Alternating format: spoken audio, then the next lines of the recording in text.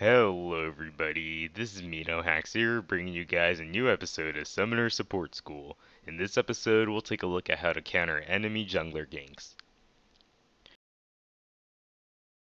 In this game, I'll be playing Zyra, and I have an ally Vayne as a partner. Everything is looking nice and calm in lane, but all of a sudden, I see Pantheon is arriving and Nami sends out her ultimate. When a jungler comes to gank, the first thing to do in this kind of situation is to remain calm and quickly determine who they will be focusing in the gank. This is because you don't want to burn your summoner spells in panic, especially if the enemies are not going to be targeting you. As a support, you're usually pretty squishy and easy to kill, but you're not really a high priority target. The majority of the time, they will be going for AD carry, and this is definitely true in this case. You can see the way that the Lucian is dashing, and the direction of the tsunami is clearly being aimed for the Vayne. Plus the center of the Pantheon ultimate is really close to Vayne, since he will want to jump on her as soon as he lands. Another way to determine whether they will be attacking you or not is to see whether they have an orange outline around them. This is because an enemy that you see with an orange outline means that they are going to attack you for both minions, jungle monsters, and enemy champions. In this case, both Nami nor Lucian have this outline, so know that they are not targeting me and also that they cannot see me in this brush.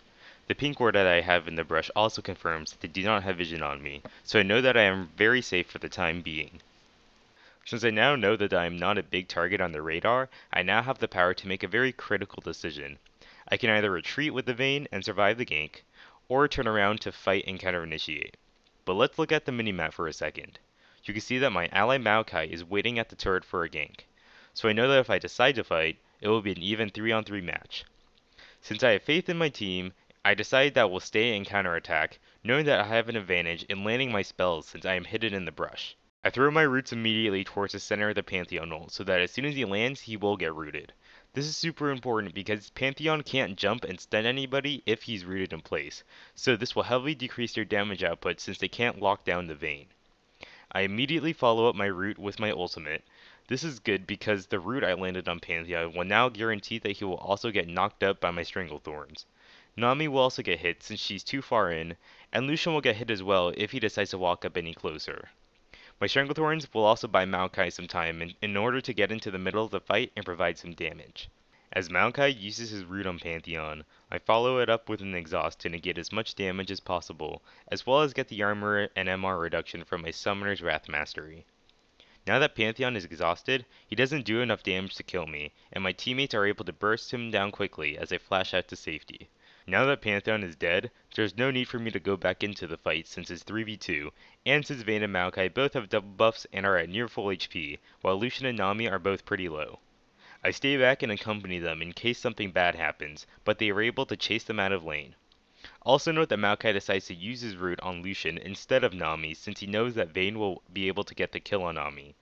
This is a really good decision on his part since he will now be able to potentially kill Lucian as well, but unfortunately he does flash out of the way. In total, this counter gank netted us 2 kills, double buffs for Vayne, a flash down on Lucian, and a free dragon. This was an excellent counter gank that I set up for my team, and this allowed us to transition into mid and late game a lot more easily.